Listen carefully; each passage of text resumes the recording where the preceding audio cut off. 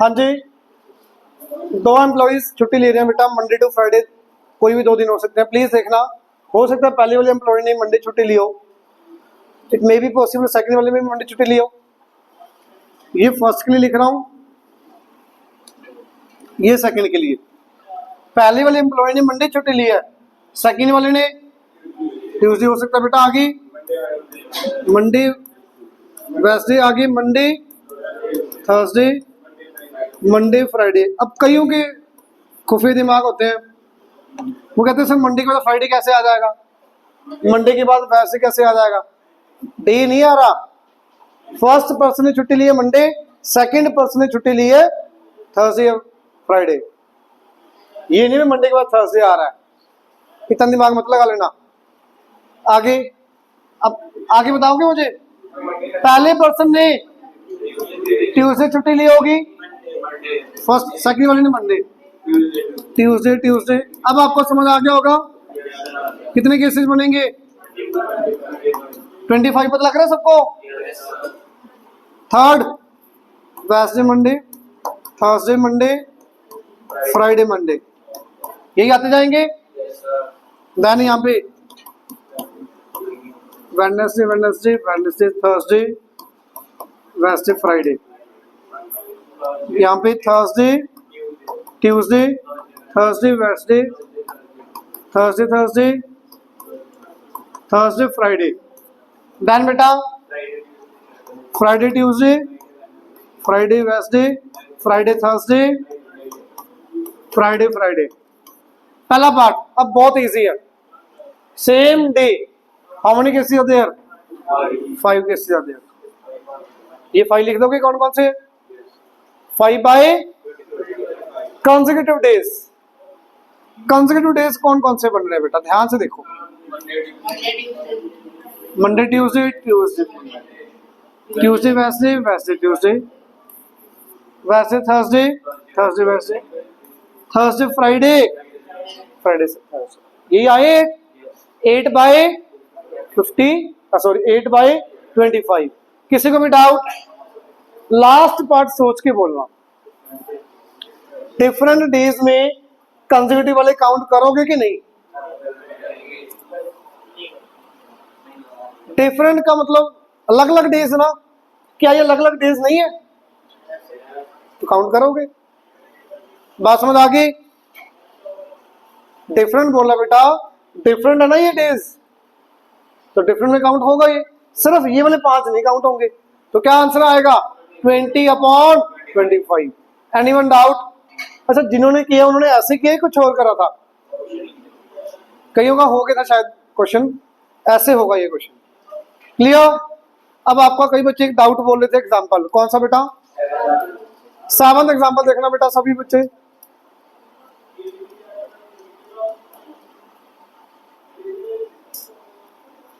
A game consists tossing a 1 rupee coin 3 times, noting its outcome each time।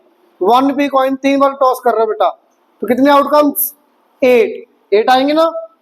तो बेटा बताओगे कौन कौन सी, head head head, head head tail, head tail head, tail head head. आगे tail tail head, tail head tail, head tail tail, और last tail tail tail. Clear. Reena wins if all tosses give the same result। That is डाल के उन्होंने दे दिया, वैसे नहीं देना चाहिए, सिर्फ इतने लाइन से भी आपको समझ आना चाहिए। अभी Reena wins if all tosses give the same result का मतलब क्या है, तीनों हैट या फिर तीनों, बट उन्होंने आपके लिए थोड़ा इजी कर दिया, दैट इज डाल के उसका मीनिंग बता दिया, सेम रिजल्ट का मीनिंग क्या है, आइदर 3 हेड्स और 3 टेल्स, और लूज अदरवाइज, मतलब कुछ और आया तो वो हार जाएगी, तीनों हेड आए तीनों टेल आए तो वो जीत जाएगी। यही मीनिंग हुआ, पक्का। तो प्लीज बताओगे रीना के विन होने के चांसेस क्या है, 2/2 केसेस पता लगे कौन से फेवरेट केसेस, टोटल 8, 2/8। हारने के 6/8, 6/8। क्लियर। ये डाउट इजी था क्वेश्चन भाई, चलो कोई बात नहीं, आगे बोलो, आगे बोलो बेटा डाउट। नाइन्थ एग्जाम्पल देखो। हाँ ये क्वेश्चन बहुत इंपॉर्टेंट अभी हुआ, किसी का हुआ? अच्छा ईमानदारी से बताना जिनका हुआ, सोल्यूशन देखा था? किसी का बिना सोल्यूशन देखे हुआ हो? बिना सोल्यूशन देखे? Very good. सुनो बेटा, example number 9, the probability of selecting a red ball at random from a jar that consist only red balls, blue balls and orange balls is 1/4। अच्छा जार के अंदर क्या क्या दिया हुआ बेटा? Red balls, blue balls, orange balls. पर probability ये 1/4 प्रोबेबिलिटी किसकी है? 1/4 प्रोबेबिलिटी किसकी है बेटा? रेड बॉल की probability. Probability of getting a red ball is equal to 1/4 given आपको ये। आगे बेटा, the probability of selecting a blue ball at random from the jar is 1/3। अच्छा रेड बॉल की प्रोबेबिलिटी दे दी उसने 1/4, ब्लू बॉल की प्रोबेबिलिटी 1/3। आगे, if the jar contains 10 orange balls, ये तो 10 ऑरेंज बॉल्स ही दे दी आपको, बस इसकी प्रोबेबिलिटी नहीं दी हुई, इसकी नंबर ऑफ बॉल्स दे दी, इसकी प्रोबेबिलिटी दे दी, इसकी प्रोबेबिलिटी दे दी, इसकी नंबर ऑफ बॉल्स दे दी आपको। Find the total number of balls in the jar, total balls कितनी है इसके अंदर वो पूछा है आपसे। अच्छा रेड बॉल आने की प्रोबेबिलिटी, ब्लू बॉल आने की प्रोबेबिलिटी, ऑरेंज बॉल आने की प्रोबेबिलिटी, सभी प्रोबेबिलिटीज का सम हमेशा 1 बताया हुआ आपको, हमेशा इंडिविजुअल प्रोबेबिलिटीज का सम हमेशा कितना होगा? 1। तो बच्चे probability of red ball plus probability of blue ball plus probability of orange ball will be equal to 1। ये पॉइंट सबसे ज्यादा इंपॉर्टेंट। ये बात समझ आई सबको? पक्का? हाँ जी, रेड बॉल की प्रोबेबिलिटी 1/4, ब्लू की बेटा 1/3, ऑरेंज बॉल की प्रोबेबिलिटी आपको नहीं पता कितनी है, ये 1। अच्छा 1/4 प्लस 1/3 सीधा बता दो कितना? 7/12 करना था ना लास्ट लेके, उधर आके माइनस 1 माइनस 7/12 5/12। किसी को डाउट? अब बेसिक फॉर्मूला लगा दो प्रोबेबिलिटी का। प्रोबेबिलिटी ऑफ ऑरेंज बॉल्स का बेसिक फॉर्मूला क्या होगा? नंबर ऑफ ऑरेंज बॉल्स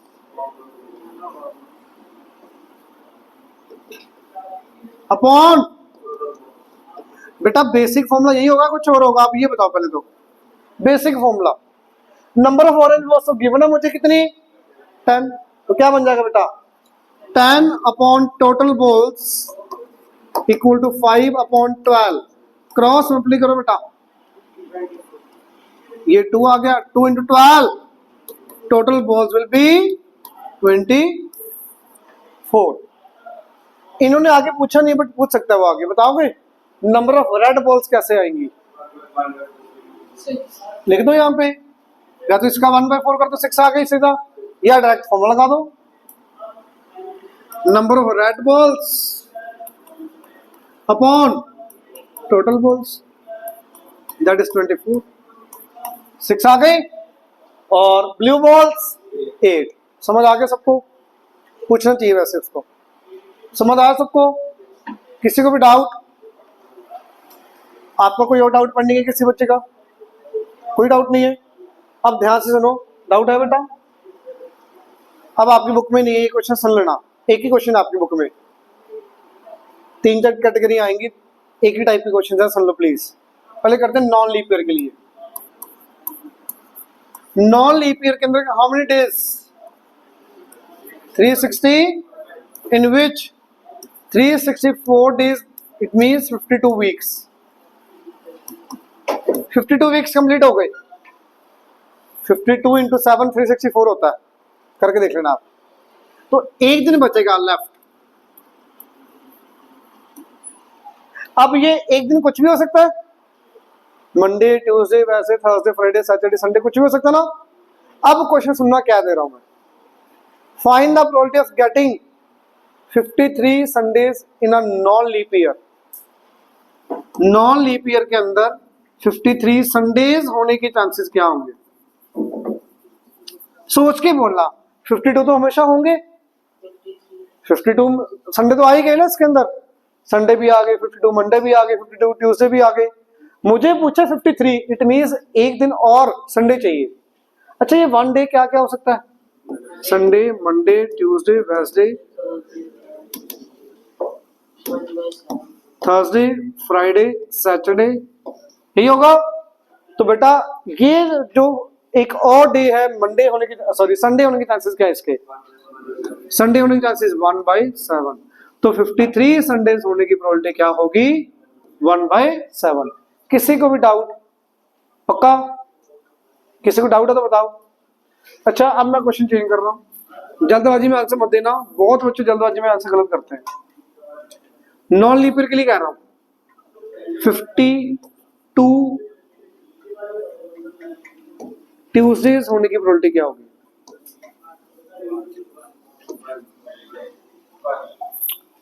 सोच के बोलो ध्यान से। पक्का? कोई ऐसा जो वन ना बोले? सारे वन कह रहे हैं, सारे वन कह रहे हैं। चलो बिल्कुल गलत है वैसे तो, पर आपने सोचा क्या है भी? नॉन लीप ईयर के अंदर, नॉन लीप ईयर के अंदर 52 वीक्स होंगे, तो 52 संडे तो या ट्यूसडे तो होने ही होने, इसलिए आपने वन बोला। ऐसे सोचा ना आपने। बट इस मेरी बात सुन लो, 52 ट्यूसडेज तो हमेशा ही होंगे ना। पर बेटा इसने बोला है find the probability of getting in non leap year for 52 Tuesdays, मतलब 52 ही होने चाहिए, 53 नहीं होने चाहिए ना। इट मींस अब बता दो आंसर क्या आएगा? 6/7 आएगा। 1 क्यों नहीं आएगा? क्योंकि बेटा 1 आंसर पता किसका होगा? अगर उसने ये बोला था भी 52 ट्यूसडेज या फिर 53 ट्यूसडेज होने की चांसेस, भी 52 भी हो सकते हैं 53 भी हो सकते हैं, तब 1 होगा। कभी 52 भी होंगे, 52 तो हमेशा ही होंगे, 53 भी हो सकते हैं। पर यहां पे इसने बोल दिया 52 ही होने चाहिए, इट मींस 53 नहीं होने चाहिए। 53 नहीं होने चाहिए इट मींस ट्यूसडे नहीं होना चाहिए। तो जो एक दिन बच गया वो ट्यूसडे नहीं चाहिए मुझे, तो कितने रह गए? 6/7। समझ आया? जितने भी मैं क्वेश्चन करवा रहा हूं दोबारा से फिर करेंगे लीप ईयर के लिए। अब वो आप आंसर करोगे, तब कर लोगे ठीक है, नहीं तो मैं तो बता ही दूंगा, सोच के बताना। तब नॉन लीप ईयर के लिए मैं बता रहा हूँ, लीप ईयर के लिए आपसे पूछूंगा, कोशिश करना बताने की सही। पहले ये समझो, ये समझ आया? अच्छा सोच के बोलना। Third part, third question, 52 Monday and 52 Tuesday, इसकी प्रोबेबिलिटी क्या हो? मेरे ख्याल से अब सबको समझ आ गया। 5/7 पक्का? सबको समझ आया ना? भी एक मंडे और नहीं चाहिए, ना ही ट्यूसडे चाहिए, ना ही ट्यूसडे चाहिए आपको, ये बात क्लियर? पक्का? अच्छा जल्दबाजी मत करना फिर से। फोर्थ, 52 मंडे एंड 53 ट्यूसडे,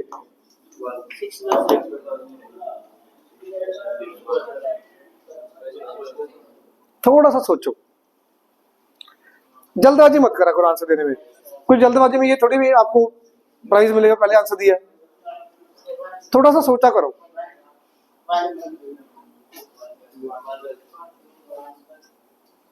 ध्यान से सोचो, मुझे नहीं पता, मैं तो बताऊंगा, फिर पहले सोचो आप। 53 ट्यूसडे बोला ना, ये तो बोला ही ना होनी चाहिए। तो बेटा अगर 53 ट्यूसडे बोला है तो ये केस चाहिए कि नहीं चाहिए? अगर बेटा ये चाहिए ना, तो भाई बाकी तो सारे अपने 52 हो गए, चाहे ये क्वेश्चन में लिखा हो चाहे ना लिखा हो। ये पॉइंट समझ रहे हो? मैं यहाँ पे मंडे की जगह पर लिख दूं ना सैटरडे, बच्चा तो पहली बात तो यहीं पे कंफ्यूज, ये सैटरडे है ये ट्यूसडे आसपास भी नहीं है, 0 लिख के जाता है। अगर 53 ट्यूसडे हो गए, बाकी सारे डेज तो 52 ही होंगे, क्योंकि एक ही दिन तो बचा हुआ एक्स्ट्रा, और वो मैंने ट्यूसडे ले लिया, बाकी तो सारे 52 पक्का ही होंगे वो। तो ये ऐसे दे दिया कंफ्यूज करने के लिए। तो आपका आंसर 1/7 आएगा। समझ आया? ये लास्ट वाला समझ आया? 1/7 दोबारा देखो फिर। 53 ट्यूसडेज होने के चांसेस क्या होंगे? अकेले 53 ट्यूसडेज 1/7 1 कल्ला नहीं 1/7। चलो फिर गुस्सा क्यों हो रहे? 53 ट्यूसडेज 1/7। तो बेटा ये अगर 53 हो गए तो एक ही दिन बचा था वो मैंने ट्यूसडे ले लिया, एक ही दिन बचा था वो ट्यूसडे ले लिया। बाकी डेज कितने कितने होंगे? हमेशा 52 ही होंगे, क्योंकि एक ही दिन लेफ्ट था वो मैंने ट्यूसडे ले लिया। बाकी दिन तो कैंसिल ही हो गए, या तो ट्यूसडे होगा या मंडे होगा, एक ही दिन होगा कोई भी, मैंने ट्यूसडे ले लिया वो, बाकी तो सारे 52 रह गए फिर अपने आप। तो ये चाहे लिखा हो चाहे ना लिखा हो तो वो 1 नहीं आना था वहां पे, 1/7। क्लियर? अब सारे चारों के चारों क्वेश्चन लीप ईयर के लिए, सेम चारों क्वेश्चन लीप ईयर के लिए, लीप ईयर के लिए चारों के चारों क्वेश्चन। समझ आ रहा है कि नहीं? टॉपिक समझ आ रहा है? हाँ जी। लीप ईयर के अंदर 364 that means 52 week complete. Days कितने बचेंगे? दो। ये 2 दिन क्या क्या हो सकते? 2 डेज। ये Monday Tuesday, Tuesday Wednesday, Wednesday Thursday, Thursday Friday, Friday Saturday, Saturday Sunday, Sunday Monday. अरे डेज तो लगातार ही आएंगे, साल खत्म हो रहा है, ये थोड़ी है मंडे के बाद साल खत्म हो रहा है तो सीधा फ्राइडे आ जाएगा। कंसेक्यूटिव होंगे 2 दिन तो। हाँ जी, मंडे को थोड़ी शुरू होगा, कभी भी हो सकता है ना। आप मेरी बात सुनो, ईयर स्टार्ट हुआ, लास्ट के 2 दिन बच गए, 29 दिसंबर को पूरा जहां से शुरू होता वहां पे आके पूरा साल हो गया, सारे 52 हो गए सब कुछ। अब जो लास्ट के 2 दिन बचे वो कोई भी 2 हो सकते हैं ना, पर होंगे तो कॉन्सेक्यूटिव ही ना। मंडे ट्यूसडे, ट्यूसडे वेडनेसडे, ये थोड़ी है भी मंडे के बाद वैसे भी हो सकता है। साल में 2 दिन बच गए जो लास्ट में, लगातार ही होंगे, 2 अलग अलग ऐसे हो जाएंगे। अब यहां पे पहला पार्ट 53 संडेज होने की प्रोबेबिलिटी क्या होगी? 53 संडे होने की प्रोबेबिलिटी क्या होगी? 2/7। समझ आया सबको? क्यों? मुझे संडे चाहिए, एक संडे के ये आ गया, एक संडे वाला ये आ गया, 2 आ गए, 2/7। समझ आया सबको? 2/7। सेकंड क्वेश्चन, 52 ट्यूसडेज होने की प्रोबेबिलिटी क्या होगी? 52 ट्यूसडेज होने की प्रोबेबिलिटी क्या होगी? इट मींस 52 ही होने चाहिए, तो ये वाला केस नहीं चाहिए, ये वाला केस नहीं चाहिए, तो आंसर 5/7। मेरे ख्याल से बहुत बच्चों के दिमाग में ये 2 पार्ट आगे होंगे, पक्का। थर्ड क्वेश्चन, अब थोड़ा सा दिमाग लगाना पड़ेगा। 52 मंडे, 52 ट्यूसडे,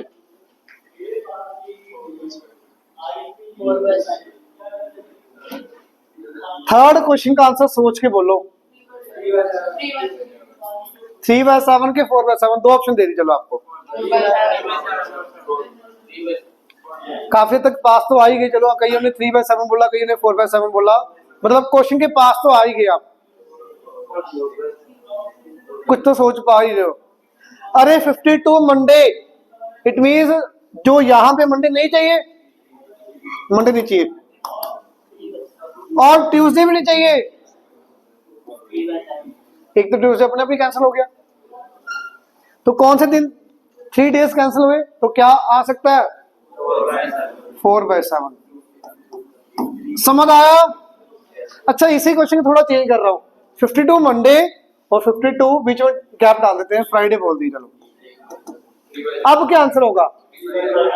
अब 3/7। 2 मंडे वाले केस गए, 2 फ्राइडे वाले गए, 4 दिन गए, 4 दिन नहीं हो सकते, 3 बच गया, 3/7 आंसर। अब ये बात बताओ, समझ आ गई अच्छे से? पक्का? Last 52 Saturday, 53 Tuesday. अब इसमें थोड़ा सोचना पड़ेगा, सोचो। 2/7 ध्यान से, पक्का? मुझे नहीं पता, देखना पड़ेगा मुझे भी। अरे 52 सैटरडे बोल दिया, इट मींस ये वाले 2 केस नहीं चाहिए, ये बात क्लियर? अरे 52 सैटरडे बोल दिया तो 53rd सैटरडे नहीं होना चाहिए, तो ये 2 केस कैंसिल हो गए। ट्यूसडे कितने होने चाहिए? 53। कौन कौन से केस? यही 2 केस होंगे। तो बेटा अगर ये 2 केस ले लिए तो सैटरडे तो 52 ही होने हैं, क्योंकि इनमें से अलग अलग आगे। वो क्या आंसर आएगा? आपने क्या बोला था? Very good. अच्छा, अब ये मैं दोनों डेज पास पास कर रहा हूं, जल्दबाजी मत करना। पास पास कर रहा हूं, यहाँ पे मंडे कर दिया।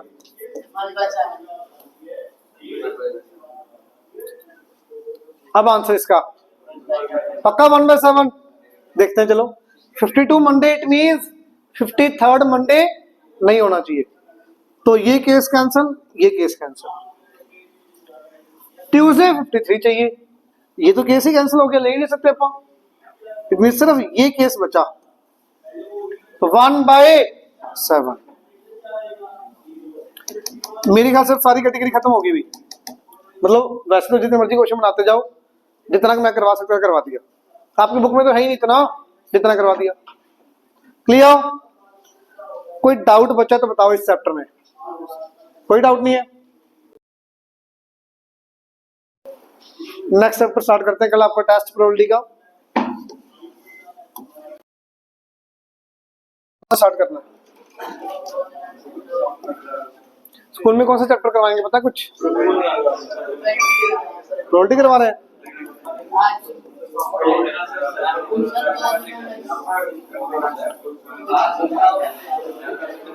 बच्चे ना बोलो। 2 डेज में सर्कल पूरा हो गया।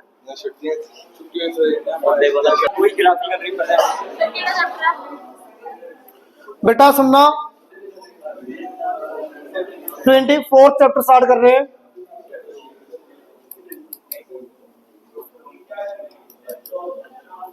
कल आपका टेस्ट है, परसों चैप्टर खत्म। 80% आज ही खत्म हो जाएगा, थोड़ा सा बचेगा, परसों खत्म। इसमें से अब सुन लो पहली बात, ये चैप्टर नाम का ही चैप्टर है, एक्चुअल में 25th चैप्टर की 3rd एक्सरसाइज का क्वेश्चन बनते हैं इसमें। पूरी बात सुनो मेरी। ये 26 प्रोबेबिलिटी हो गया। 25th चैप्टर आपका मीन मीडियन मोड है। मीन मीडियन मोड है। मीन आपको सबको पता है, एवरेज, मोड और मीडियन। मीडियन निकालने के 3-4 मेथड होंगे आपके, 3 होते हैं एक्चुअल में। 3 मेथड्स में से एक मेथड होता है ऑगिव कर्व। अब ऑगिव कर्व बनाने के लिए ये चैप्टर में बताया भी ऑगिव कर्व बनेगी कैसे। अच्छा प्लीज सुनना, अब यहां पे इस चैप्टर में से डायरेक्ट क्वेश्चन कभी नहीं आता, बट कई बच्चे कहते हैं सर ये चैप्टर ना ही करें। फिर ये चैप्टर नहीं करोगे तो मीडियन निकालना नहीं आएगा चैप्टर नंबर 25 के अंदर। पहले बता रहा हूं, चैप्टर 25 के अंदर 3rd एक्सरसाइज जो मीडियन निकालना है, 19% चांस जब ये एक मीडियन का क्वेश्चन पक्का आएगा, 99% आएगा ही आएगा। कोई भी प्रीवियस ईयर उठा के देखो, मीडियन का एक क्वेश्चन हमेशा आता है एग्जाम में। मीडियन निकालने के लिए ऑगिव कर्व बनानी पड़ेगी, और उसको सीखने के लिए ये चैप्टर आना चाहिए। एक ही एक्सरसाइज है, 12-13 क्वेश्चन आराम से हो जाएंगे।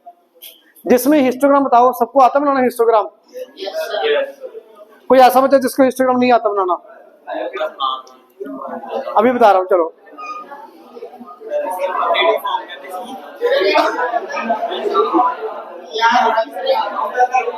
सुनो बता रहा हूं बच्चे, हिस्टोग्राम देखना।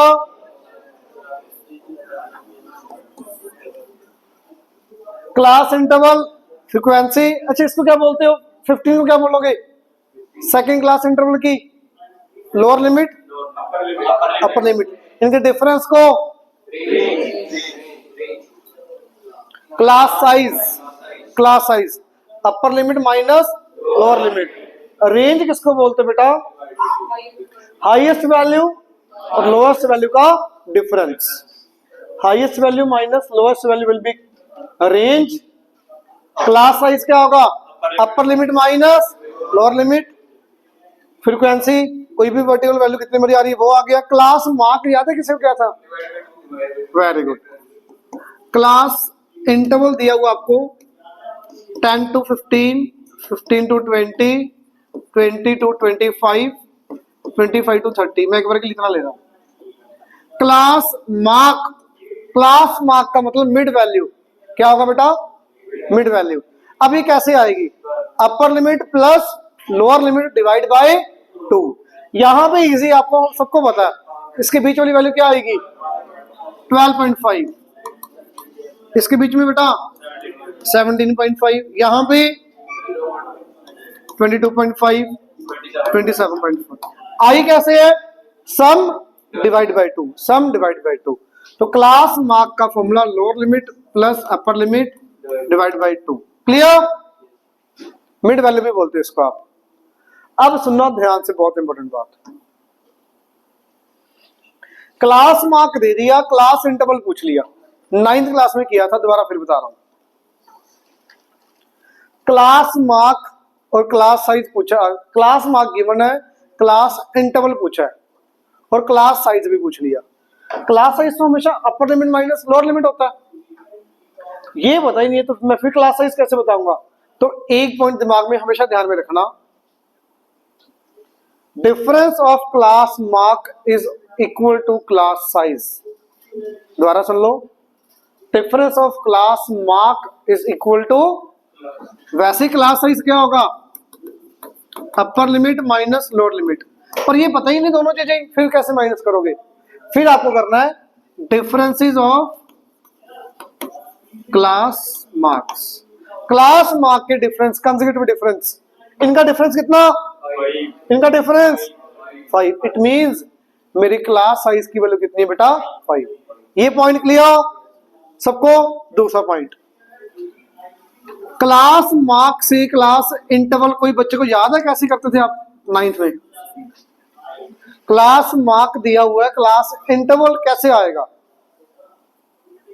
जिनको नहीं पता सुन लो, size by 2, class size, class size 5 by 2 कितना, क्लास साइज बाय 2 कर दो। अब ये वैल्यू इसमें ऐड करोगे तो अपर लिमिट, माइनस करोगे तो लोअर लिमिट। 5 है आपकी क्लास साइज की वैल्यू, 5 बाय 2 2.5, ऐड करना 2.5 इसमें 15, 2.5 माइनस करो 10, बस एक लिख दी, उसके बाद तो आराम से चलती जाएगी। समझ आ गया। अच्छा, हिस्टोग्राम देखना कैसे बनता है, बहुत बच्चों को आता है। 0 यहां पे आएगा, अच्छा ज्यादा दूर नहीं है, 5 का गैप है ना, तो कई बच्चे ऐसे भी कर सकते हो बेटा, सीधा यहाँ पे स्टार्ट कर दो 10 से, यहाँ पे जिग जैग बन जाएगा। नहीं करना कोई दिक्कत नहीं है, ज्यादा गैप है ही नहीं, 5, 10, 15, 20, 25, 30, 35, 40, 45। ठीक है बेटा। फ्रीक्वेंसी हमेशा वाई एक्सिस पे आएगी, क्लास इंटरवल हमेशा एक्स एक्सिस के ऊपर। फ्रीक्वेंसी हाईएस्ट वैल्यू कितनी है इसके अंदर 20, तो अब एक 1 का गैप मत लो, 20 हाइट हो जाएगी, बहुत ज्यादा हाइट, ग्राफ से बाहर चले जाओगे आप। तो 2 का गैप ले लेते हैं, पर 10 बॉक्सेस बनाने पड़ेंगे, 2, 4, 6, 8, 10, 12, 14, 16, 18, 20। यहां पे लिख दोगे फ्रीक्वेंसी, एरो डाल दोगे proper, class interval arrow, x dash, y dash, y x. Labelling नहीं करी होगी, नंबर कटेंगे, पहले बता रहा हूं, ये नहीं लिखा होगा ना नंबर कटेंगे, तो बच्चों के कटते हैं number. X axis, x axis में बताता मुझे क्या किया, स्केल फैक्टर, स्केल का मतलब 1 यूनिट किसके equal 5, 1 unit is equal to 5। जो भी होगा मार्क्स होंगे तो मार्क्स आ जाएंगे, कोई भी चीज दी होगी, सैलरी दी होगी तो सैलरी आ जाएगी, 5 सैलरी, 5 की सैलरी। वाई एक्सिस के ऊपर क्या किया 1 यूनिट को, सॉरी वाई एक्सिस पे क्या किया बता दो, 1 यूनिट किसके इक्वल 2 के इक्वल। क्लियर। ये बोल दो लेवलिंग, जैसे आप डायग्राम करते हो ना लेवल बेटा साइंस के अंदर, ग्राफ को प्रॉपर लिखना पड़ेगा, अभी नहीं लिखोगे ये चीज के नंबर मिलते हैं, एक नंबर इसका ही होता है, मान के चलो। अब हिस्टोग्राम तो बहुत इजी है, 10 to 15 हाइट कितनी 8, 10 to 15 हाइट कितनी 8, आ जाएगी सिंपल। आगे आपको पता 12, 15 to 20 के लिए हाइट 12 आ जाएगा आगे सारा। ये तो बेसिक 8 में भी किया है बेटा, बिल्कुल इजी। क्लियर? Same histogram. अब ये देखना थर्ड पार्ट ध्यान से देखना। बनाना हिस्टोग्राम है, क्लास साइज तो दिया ही नहीं, ना क्लास इंटरवल दिया, क्लास मार्क गिवन है। बताओगे मुमताज क्लास साइज क्या आएगा? क्लास साइज क्या आएगा बेटा? मैंने अभी लिखवाया था कि नहीं लिखवाया भाई? क्या लिखा था बेटा? अपर लिमिट माइनस लोअर लिमिट, बिल्कुल सही है। बट अगर क्लासेस नहीं दी हुई, मुझे क्लास इंटरवल नहीं दिया हुआ, फिर कैसे निकालूं क्लास साइज? क्लास मार्क का डिफरेंस, कितना डिफरेंस? कोई भी दो उठा लो, 8। तो क्लास साइज कितना आ गया? 8। इतना क्लियर? उधर बताओगे क्लास इंटरवल कैसे आएगा बेटा? क्लास साइज से क्या करोगे? हाफ। कितना बन गया इसका? हाफ, 4। तो कैसे आएगी क्लास इंटरवल की वैल्यू? 4 माइनस करोगे तो लोअर लिमिट, 4 प्लस करोगे तो अपर लिमिट। क्लियर? अब एक आ गया, उसके बाद बड़े आराम से चलता जाएगा। 22, 28, 28 2 गलत कर दिया क्या? 28 to 36, 36 to 44, 44 to 52, 52 to 60, 60 से बेटा क्लास इंटरवल कैसे आया? समझ आया? मैं दोबारा फिर बता रहा हूं, ध्यान से सुन लो भी। क्लास मार्क का जो डिफरेंस होगा दैट इज क्लास साइज। इनका भी जो डिफरेंस है वो भी क्लास साइज होता है, पर पता ही नहीं, तो फिर यहां से निकालोगे आप। क्लास साइज से करो हाफ, सब्ट्रैक्ट करोगे तो लोअर लिमिट, ऐड करोगे तो अपर लिमिट। क्लियर? ये बात क्लियर? तो बेटा ये क्लास इंटरवल आ गया, फ्रीक्वेंसी दे रखी है, बन जाएगा हिस्टोग्राम, बन जाएगा बेटा, पक्का?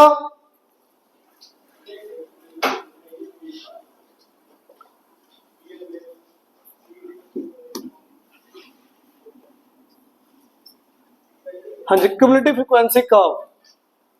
क्यूमुलेटिव फ्रीक्वेंसी कर्व दो टाइप की, लेस देन ऑगिव कर्व या फिर more than ogive curve.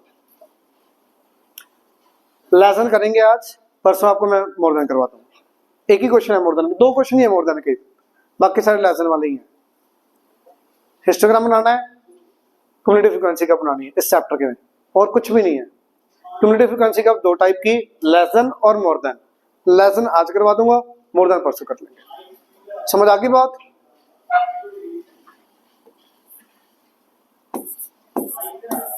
First बेटा प्लीज ध्यान से सुनना भी।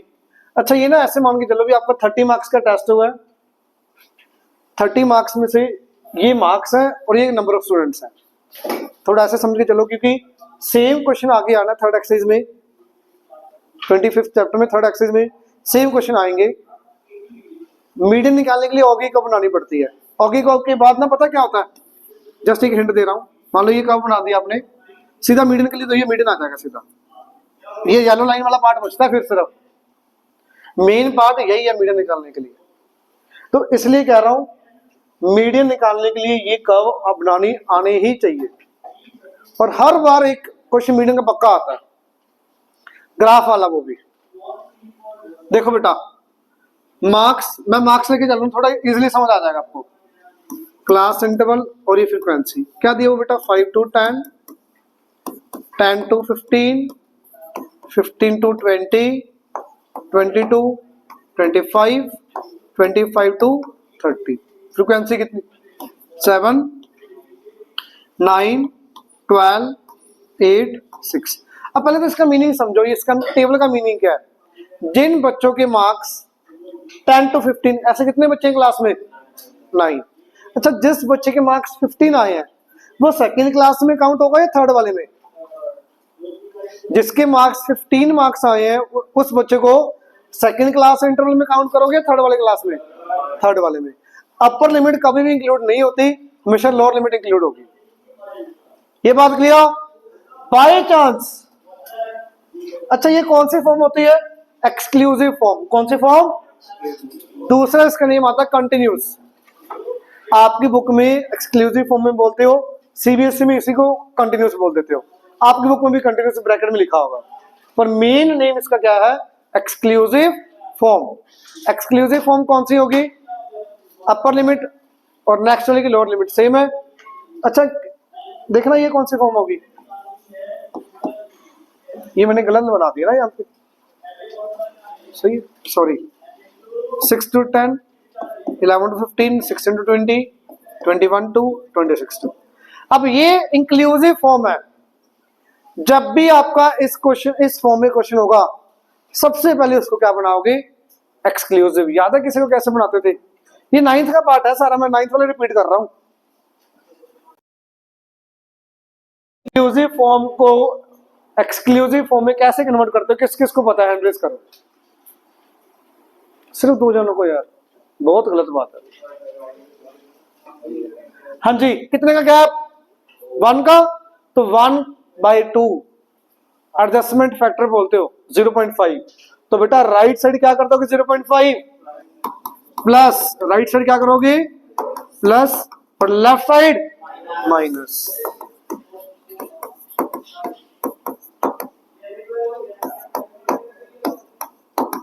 बन गया बेटा? ये बात क्लियर? तो एक्सक्लूसिव बनानी जरूरी है, इंक्लूसिव दी होगी तो, पर नहीं है तो सीधा भी चल सकता है। यहां पे तो सीधा ही करते हैं अपना। बच्चे पहले ये जो मैंने बात बताई ये बताओ, समझ आया?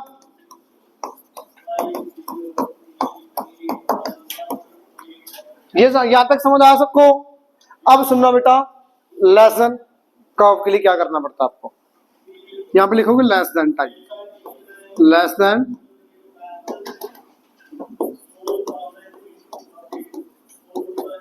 और यहां पे आएगा CF। CF क्या होगा?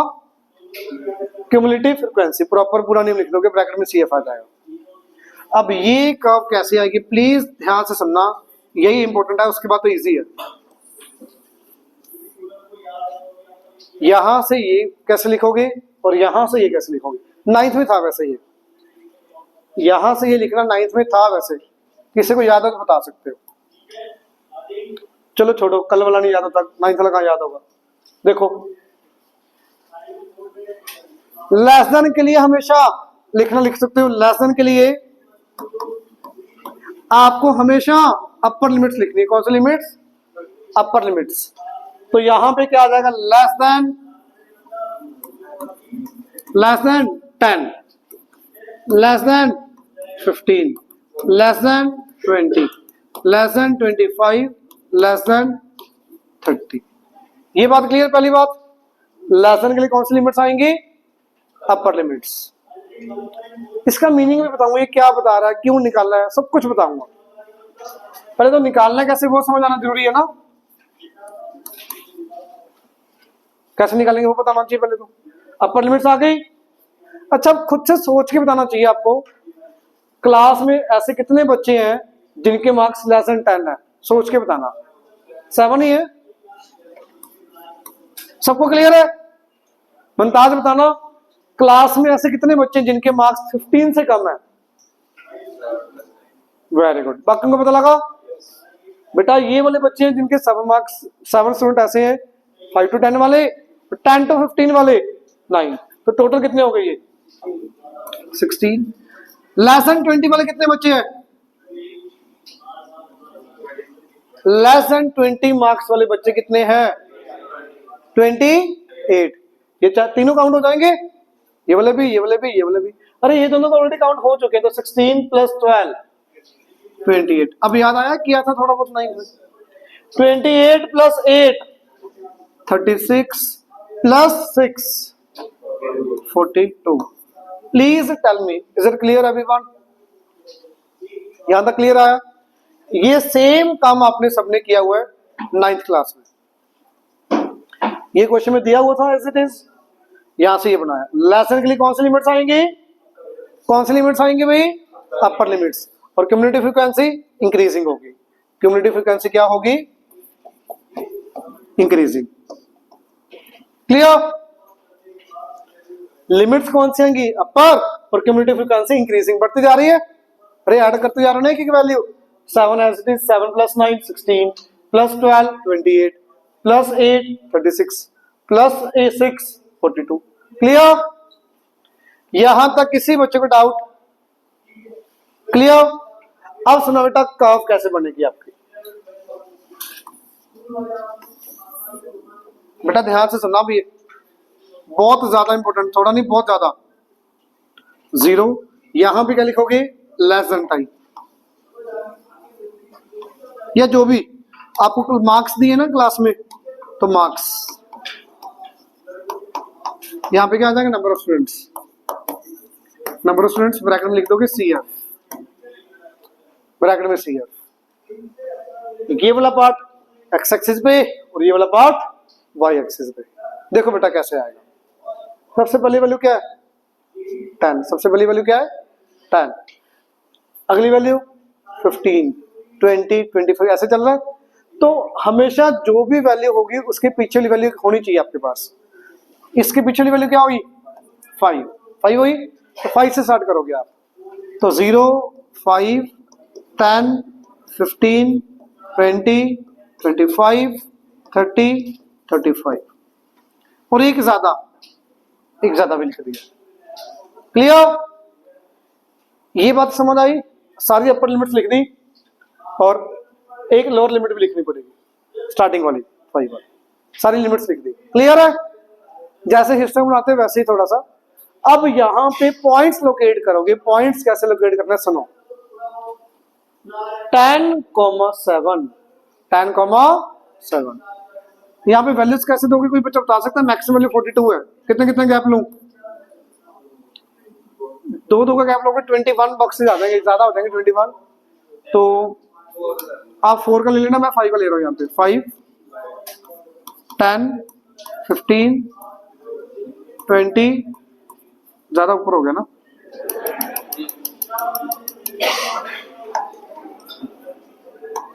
हाँ जी, ये 10 15 20 25 30 35 40 45। हाँ जी बेटा प्लीज, बस छोड़ रहा हूं, सुन लो। पहला पॉइंट बताओगे क्या आएगा? Point 10,7 upper limit comma CF will be your points. Upper limit comma CF will be your points. बताओगे पहला पॉइंट 10,7 10,7 यहां पे आ गया। नेक्स्ट पॉइंट बता दो 15,16 15,16। देन बताओ प्लीज, आप बताओ 20,28 20,28।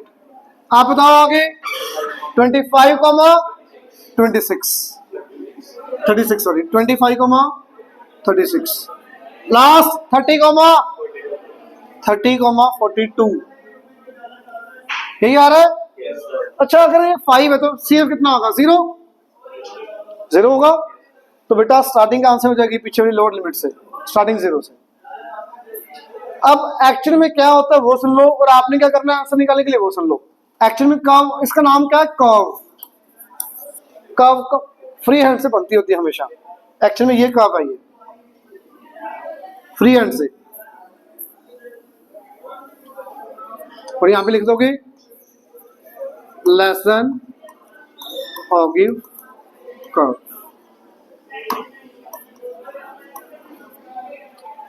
आपको बुक में और ग्राफ के ऊपर कैसे करना है? हमेशा पॉइंट टू पॉइंट स्केल से लाइन लगानी है, ज्यादा फर्क नहीं पड़ेगा। होती एक्चुअल में कर्व है। आपकी बुक में जितने भी आंसर है सारे लाइन लगा के करें, तो आप लाइन लगा के बनाना। समझ आ गई बात? ओके कौन समझ आ गई कैसे बनानी है? बता दो प्लीज जल्दी से। CI और F दे रखा है, तो क्या करेंगे? सबसे पहले लेसन टाइप। लेसन में लिमिट्स कौन सी? अपर लिमिट्स। CF कैसे आएगा? ऐड कर करके। पॉइंट्स कौन से बनेंगे? Upper limit comma CF। Points locate कर दो, ज्वाइन करके आंसर। क्लियर? कल टेस्ट होगा अभी।